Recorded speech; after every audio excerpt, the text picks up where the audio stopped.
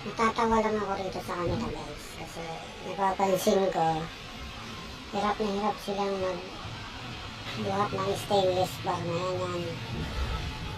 Yan. Tingnan nyo guys kung paano sila magbuhat. Natatawa lang ako kasi delikado yung ginagawa nilang pagbubuhat eh. Yung madali, pinapahirap nila.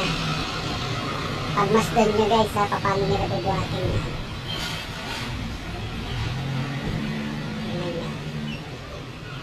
So, diba? Oh my God, ano ba yan?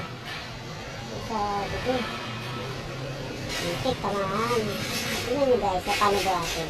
Kinakanan pa kasi, tapos nakaharap pa doon. Tapos doon nila gagawin sa kabila. Eh kung dito na lang sila humaharap, sana kayo ko na sana kababa. Hindi mas delikado. Tingnan nyo naman guys, iikot pa. Diba? Eh kung may tumawid, tulad yan, may dadaan. Diba? Pinapahirapan nila. Kung dito na lang sila sana nakaharap dito. Tapos,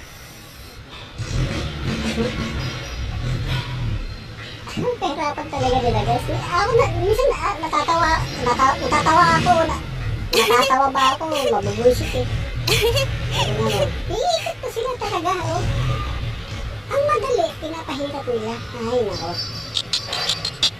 Nasaan ba ang sense ba? Diskarte ba? Para hindi mahirap ang trabaho.